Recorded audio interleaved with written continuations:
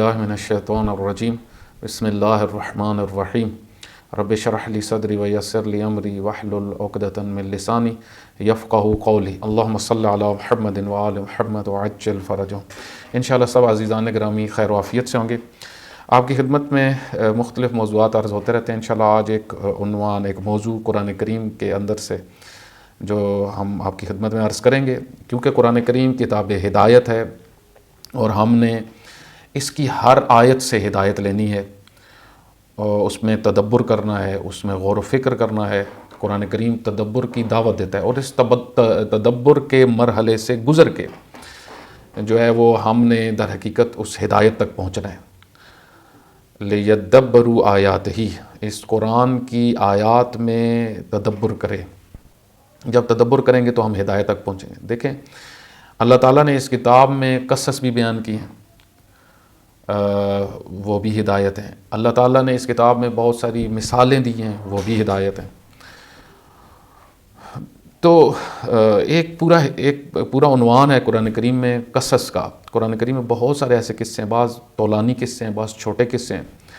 جس طرح حضرت یوسف علیہ السلام کا قصہ ہے، ایک طولانی قصہ ہے، ایک ہی جگہ پہ بیان ہوا ہے۔ اچھا، بعض قصص طولانی ہیں لیکن ایک جگہ پہ بیان نہیں ہوئے، جیسے حضرت موسیٰ علیہ السلام کا قصہ ہے، وہ مختلف جگہ پہ قرآن کریم میں بیان ہوا ہے، ایک جگہ پہ نہیں ہوا۔ بعض قصے ایسے ہیں کہ جو ایک ہی جگہ پہ بیان ہوئے ہیں اور چھوٹے سے ہیں، ٹھیک ہے۔ انہی میں سے ایک قصہ سورہ اعراف کے اندر آیہ نمبر 175 اور 176 کے اندر بیان ہوا ہے۔ ہم ان آیات کو پڑھتے ہیں، پھر اس کے ترجمے کے اوپر غور و فکر کرتے ہیں اور انشاءاللہ پھر اس کی مختصر سی تفسیر، اور ہم اس سے ہدایت لیں گے۔ اور یہ خاص طور پر یہ آیت جو میں نے آپ کی خدمت میں عرض کر رہی ہے، یہ خواص کے لیے اس کے اندر بہت زیادہ درس ہے، وہ میں عرض کرتا ہوں۔ بسم اللہ الرحمن الرحیم۔ وَاتْلُ عَلَيْهِمْ نَبَأَ الَّذِي آتَيْنَاهُ آیَاتِنَا فَانْسَلَخَ مِنْهَا فَأَتْبَعَهُ الشَّيْطَانُ فَكَانَ مِنَ الْغَاوِينَ وَلَوْ شِئْنَا لَرَفَعْنَاهُ بِهَا وَلَكِنَّهُ أَخْلَدَ إِلَى الْأَرْضِ وَاتَّبَعَ هَوَاءَهُ فَمَثَلُهُ كَمَثَلِ الْكَلْبِ إِنْ تَحْمِلْ عَلَيْهِ يَلْحَظْ أَوْ تَتْرُكْهُ يَلْحَظ ذَلِكَ مَثَلُ الْقَوْمِ الَّذِينَ كَذَّبُوا بِآيَاتِنَا فَاقْصُصِ الْقَصَصَ لَعَلَّهُمْ يَتَفَكَّرُونَ۔ اللہ تعالیٰ فرماتا ہے کہ اور سنا دیں ان کو، یعنی پیغمبر گرامی کو اللہ تعالیٰ فرما رہا ہے کہ آپ ان کو سنا دیں، ان کے سامنے تلاوت کر دیں اس شخص کے حال کو جس کو ہم نے آیات دی تھی، ٹھیک ہے، پھر اس سے لے لی، یعنی اس کو ہم نے نشانیاں دی تھی۔ آیات نشانیوں کو کہتے ہیں، اور ہم نے اس کو نشانیاں دی تھی، اس کو آیات دی تھی۔ علماء نے بیان کیا ہے کہ مفسرین نے کہ اس کے پاس اسم اعظم تھا، یعنی وہ ہاتھ اٹھا، مستجاب الدعوہ تھا، وہ اس کی دعائیں قبول ہوتی تھی۔ فَانْسَلَخَ مِنْهَا، پھر اس سے لے لی، ٹھیک ہے۔ فَأَتْبَعَهُ الشَّيْطَانُ، کیونکہ اس نے شیطان کی پیروی کی اور گمراہوں میں سے ہو گیا، من الغاوین ہو گیا، یعنی گمراہوں میں سے ہو گیا۔ وَلَوْ شِئْنَا لَرَفَعْنَاهُ بِهَا، اگر ہم چاہتے تو ان آیات کے ذریعے سے اس کے رتبے کو اور مزید بلند کر دیتے۔ وَلَكِنَّهُ أَخْلَدَ إِلَى الْأَرْضِ، لیکن اس نے اپنے آپ کو زمین پر گرا دیا، ایسے عمل کیا یعنی وہ زمین پر جا گرا۔ کیوں؟ وَاتَّبَعَ هَوَاهُ، اپنی خواہش کی وجہ سے۔ فَمَثَلُهُ كَمَثَلِ الْكَلْبِ، اور اس کی مثال کتے سی ہے، ٹھیک ہے۔ اس کا حال ایسا ہے جیسے کتا ہے، اس پر اگر بوجھ لاد دیں تو بھی ہانپتا ہے، نہ لادیں پھر بھی جو ہے وہ ہانپتا ہے۔ یہ مثال ہے ان لوگوں کے لیے، ذَلِكَ مَثَلُ الْقَوْمِ الَّذِينَ كَذَّبُوا بِآيَاتِنَا، یہ مثال ہے ان لوگوں کے لیے جو ہماری نشانیوں کو، ہماری آیات کو جھٹلاتے ہیں۔ فَاقْصُصِ الْقَصَصَ، آپ قصص کو بیان کریں، لَعَلَّهُمْ يَتَفَكَّرُونَ، شاید کہ یہ لوگ تفکر کریں، غور و فکر کریں۔ اصل میں اس میں جو ہدایت ہے کا پہلو خاص طور پہ ان خواص کے لیے ہے، کیونکہ یہ جس شخص کے متعلق ہے اس کا نام تاریخ میں سنی شیعہ کتابوں میں جو آیا ہے وہ بلعم باورا ہے۔ باور بھی لکھا جاتا ہے، باورا، ٹھیک ہے۔ اس کی میں داستان آپ کی خدمت میں عرض کرتا ہوں کہ یہ کون تھا، کہاں سے تھا اور اس کی یہ کنڈیشن کیوں ہوئی۔ اس سے پہلے ایک عنوان ذرا ہمیں سمجھنا ہے، وہ یہ کہ دیکھیں ہمیشہ معاشروں کے اندر مختلف طبقات ہوتے ہیں، ٹھیک ہے، اور اسلامی سوسائٹی میں بھی یہی کنڈیشن ہے، مختلف طبقات ہیں۔ ان میں سے ایک ہم عوام کہتے ہیں، دوسرا خواص، ٹھیک ہے. اچھا اب خواص، جو خاص لوگ جو ہوتے ہیں، خواص جو ہوتے ہیں ان میں علماء بھی ہیں، ان میں اسکالرز بھی ہیں، ان میں جو ہے وہ سیاستدان بھی ہیں، ان میں قبیلوں کے سردار بھی ہیں، یہ سب آ جاتے ہیں. یہ خواص، خاص لوگ ہیں. خاص لوگ کن کو کہا جاتا ہے، خواص کن کو کہا جاتا ہے؟ جو فیصلہ کن لوگ ہوتے ہیں، جو لوگوں کو لائن دیتے ہیں، جو لوگوں کو جہت دیتے ہیں. آپ دیکھیں سوسائٹی کے اندر ہم میں سے ایک بڑی تعداد مسلمان سوسائٹی میں ہمیشہ ایسا رہا ہے کہ علماء کے ساتھ وابستہ ہیں، یا خواص، کسی نہ کسی خواص میں سے کسی نہ کسی کڑی سے ہم وابستہ ہیں، انہی سے ہم آرڈرز لے رہے ہوتے ہیں. اچھا اسی میں آپ دیکھیں کہ علماء کا ایک بڑا خاص کردار ہے اسلامی دنیا میں. سب ادیان میں علماء کا ایک کلیدی کردار رہا ہے اور آج بھی ہے. اور آپ دیکھیں کہ قرآن کریم نے اس موضوع کو تفصیل سے بیان کیا. احبار اور رہبان جو میں نے کلیدی یعنی ایک بہت اہم رول رکھتے تھے اور رکھتے ہیں، تو مسلمانوں میں بھی اس طریقے سے. اب یہ جو ہیں یہ ہمیشہ جہاں پہ ان کے پاس دیکھیں، جہاں پہ ان کی عظمتیں ہیں، جہاں پہ ان کی ویلیو ہے معاشرے میں، اور ان کو کرامت کی نظر سے دیکھا جاتا ہے، عزت کی نظر سے دیکھا جاتا ہے، وہاں پر ہی یہ ہمیشہ خطرے میں بھی رہتے ہیں. ان کے اوپر مختلف خطرات ہوتے ہیں. دیکھیں ایک خطرہ خود ان کا نفس امارہ، ان کے لیے، دوسروں سب کے لیے خطرہ ہے لیکن ان کے لیے زیادہ ہوتا ہے.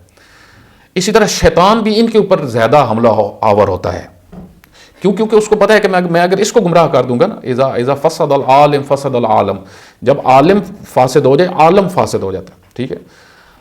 اچھا پھر بعض لوگ آپ کی سوسائٹی میں ایسے ہوتے ہیں کہ جو خاص الخاص ہوتے ہیں، جو خواص کو بھی لائن دے رہے ہوتے ہیں. یعنی جس طرح سیاستدانوں میں بہت سارے سیاستدان ایسے ہوتے ہیں جو بہت سارے سیاستدانوں کو لائن دیتے ہیں. ٹھیک ہے. اس طرح علماء میں بہت سارے علماء ایسے ہوتے ہیں پھر جو آگے علماء کو لائن دیتے ہیں.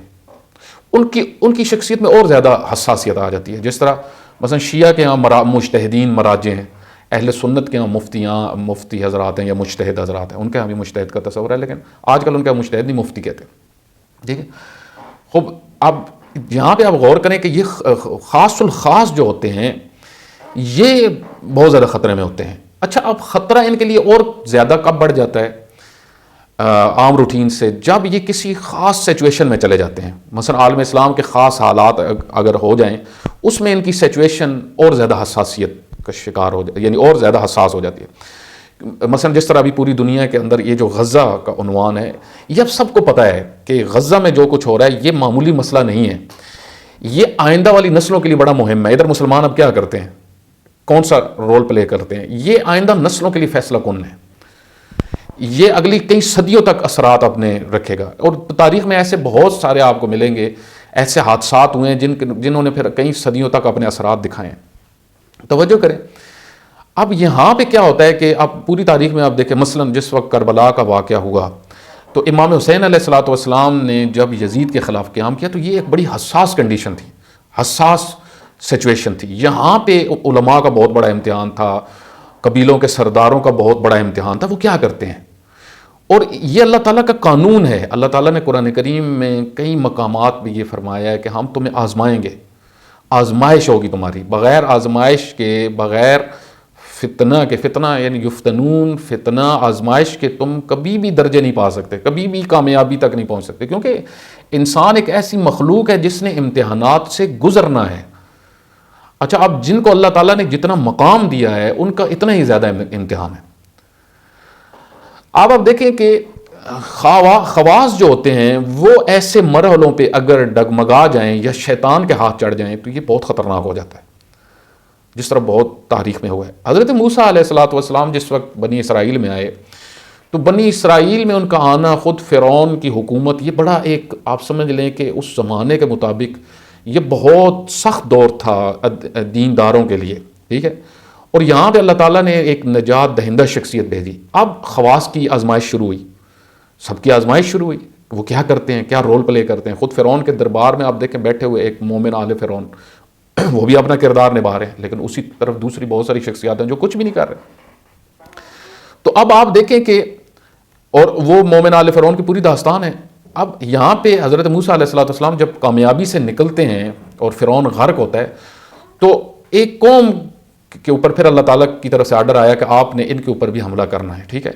آپ نے ان کے شہر میں داخل ہونا ہے. اس کو قرآن کریم نے قوم میں جبارین سے تعبیر کیا. حضرت موسیٰ علیہ الصلوۃ والسلام کے قصص میں جب واقعات ہیں ان کا بھی ذکر ہے. اب قوم جبارین میں بعض علماء نے یہ بیان کیا ہے کہ یہ شخص جس کا نام بلم باور تھا یہ وہاں پہ رہتا تھا. میں وہ داستان جو اہل سنت کی کتب سے نقل ہوئی ہے, شیعہ سنی سب کتابوں میں نقل ہوئی ہے, اہل سنت کی جو کتب سے نقل ہوئی ہے وہ میں آپ کی خدمت میں یہاں پہ عرض کرتا ہوں کہ یہاں پہ جو واقعہ نقل ہوا اس طریقے سے کہ مذکورہ آیت میں نبی صلی اللہ علیہ وآلہ وسلم کو حکم دیا گیا کہ آپ یہ قصہ سنا دیں, ٹھیک ہے, یعنی لوگوں کو سنا دیں. اچھا اب کیا قصہ ہے کہ عبداللہ ابن عباس رضی اللہ عنہ سے نقل کیا گیا ہے, روایت نقل ہوئی ہے کہ اس شخص کا نام بلم بن باورا تھا. باور نہیں باورا, یعنی آخر میں الف اور حمزہ ہے.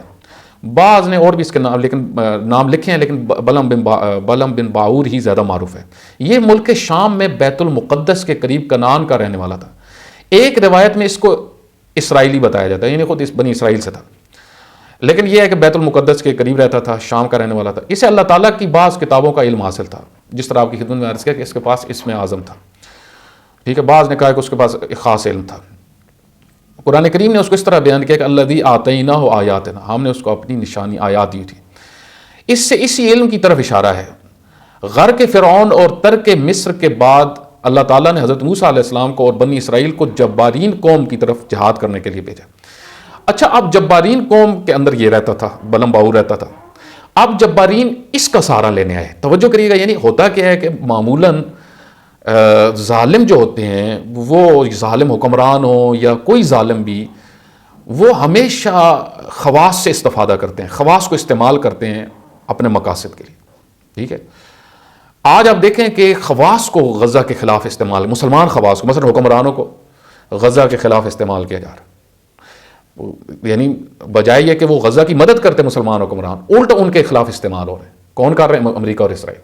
اسی طرح علماء میں سے وہ بہت ایسی بڑی تعداد ہے جن کو مختلف طریقوں سے اپنے مقاصد کے لیے استعمال کرنا چاہ رہے ہیں, مختلف. اور اس وقت ان میں سے یہ مثلا ایک مثال کہ جی یہ جو غزہ کا مسئلہ ہے, اس میں جو ہے وہ کیونکہ ایران آگے آ گیا ہے تو ایران ہر صورت میں اس سے اپنے بینیفٹس لے گا. اس وجہ سے جو اب غزہ کے مسئلے میں آگے بڑھے گا وہ در حقیقت شیعہ ہے, اس کو شیعہ ہونا پڑے گا. اس وجہ سے بہتر یہ ہے کہ آپ غزہ کے مسئلے میں دور رہیں, اور در حقیقت آپ جب غزہ سے دور ہیں تو آپ ایران شیعوں کو کمزور کر رہے ہیں, آپ ایران کو کمزور کر رہے ہیں. آپ دیکھیں یہ شیطان کا وسوسہ ہے.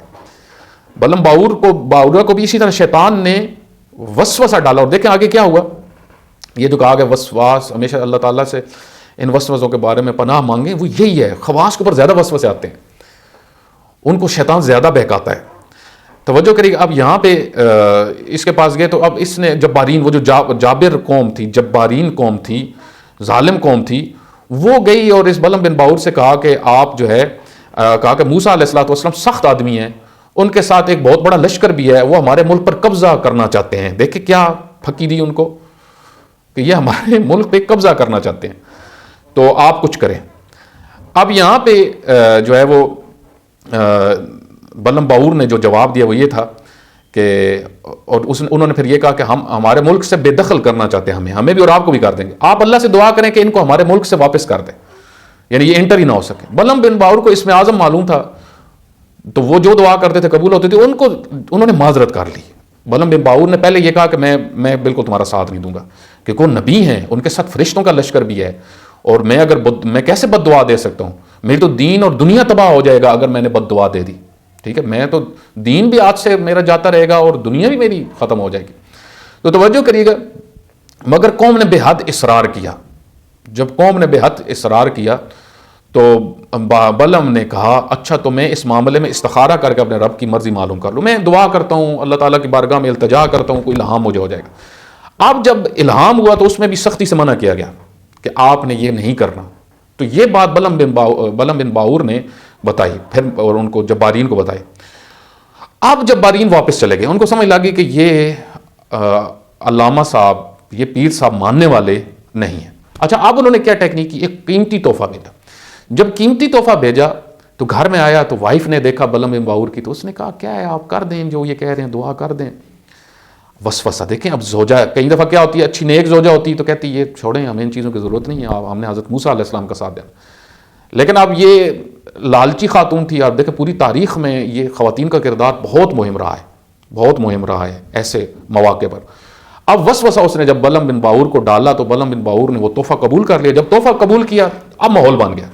اب جبارین آئے اور انہوں نے جو ہے وہ کہا کہ پھر اصرار کیا. جب مزید اصرار ہوا تو اب حضرت موسیٰ علیہ الصلوۃ والسلام اور بنی اسرائیل کے لیے بد دعا کرنا شروع کر دی. لیکن لالچ یا ڈراؤ یا ڈرا کے یا لالچ کے ذریعے سے خواص کو بہکایا جاتا ہے. اب عجیب اللہ تعالیٰ کی طرف سے سامنے حقائق آنا شروع کی. یہ دعا جب اس نے کرنا شروع کی, بلم بن باور نے بد دعا کرنا شروع کی, تو یہ جب لفظ ادا کرتا تھا تو حضرت موسیٰ نہیں نکلتے تھے, بلکہ اس کی جگہ وہ جبارین کی قوم کے لوگوں کے نام آتے تھے سامنے. تو اللہ تعالیٰ کا عذاب جبارین کے اوپر آنا شروع ہوا. وہ پریشان ہو گئے جبارین. انہوں نے کہا بلم بن باور سے کہ یہ تم کیا کر رہے ہو, تم تو ہمیں بد دعائیں دینا شروع ہو گئے. تو بلم بن باور نے کہا کہ میری اس میں کوئی غلطی نہیں ہے, میرے سے لفظ ادا ہی نہیں ہو رہے, میں بات اور کر رہا ہوں نکل ہو رہی ہے. اور کہتے ہیں کہ اس کی زبان باہر نکل آئی, سینے تک آ گئی. ٹھیک ہے, اور اللہ تعالیٰ نے اس کی پکڑ کر لی اور اللہ تعالیٰ نے اس سے کہا کہ یہ تم نے کیا کیا ہے. ٹھیک ہے. اچھا, اس نے بلم بن باور نے اس حالت میں بھی جب دیکھا کہ میں ناکام ہو گیا ہوں, ایک مشورہ ان کو دے دیا. دیکھیں جب انسان اللہ کی راہ سے بہک جاتا ہے نا, جتنا بڑا عالم بھی ہو, غلط لائن پہ چل جاتا ہے, پھر اس کے اندر شیطان فل انٹر ہو جاتا ہے. اب بلم بن باور نے ان کو کیا کہا کہ تم اس طرح کرو, اگر موسیٰ کے لشکر کو شکست دینا چاہتے ہو نا تو خوبصورت لڑکیاں اپنے علاقے کی ان کے لشکر میں چھوڑ دو. اور یہی کیا. اور یہ پھر آگے پوری ایک تاریخ موجود ہے اس حوالے سے کہ کیا ہوا آگے. لیکن یہاں تک جو بات ہے وہ پھر اس کو سزا یہ اللہ تعالیٰ نے بیان کی کہ اس کی مثال کتے سی ہو گئی. ٹھیک ہے. کیوں ہوئی؟ یہ وَاتَّبَعَ هَوَاهُ, یہ خواہشات کے پیچھے چل پڑا, حقائق کو چھوڑ دیا اس نے, حقیقت کو چھوڑ دیا. دیکھیں جب نبی نہیں ہیں آج, مثلا انبیاء نہیں, آج علماء کے سامنے حقائق تو ہے نا. دیکھیں نبی بھی آ کے حقیقت کا ہمیں پیروکار بناتا ہے. لیکن اگر ہمارے آج نبی نہ بھی ہوں, حاضر نہ بھی ہوں, سامنے ہمارے نہ بھی ہوں, لیکن حقائق تو ہمیں دین کے پتہ ہے نا.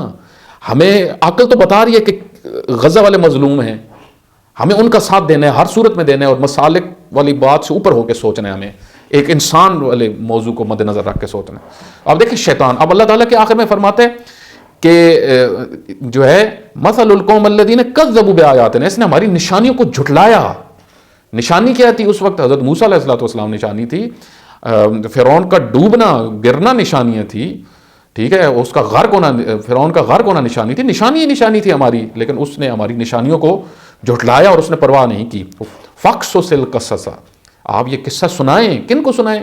اس امت کے خواص کو, لعلہم یتفکرون, تاکہ وہ سوچیں. ہمیشہ جتنا بھی آپ کے نقصان میں جا رہا ہو آپ نے حق کا ساتھ دینا ہے.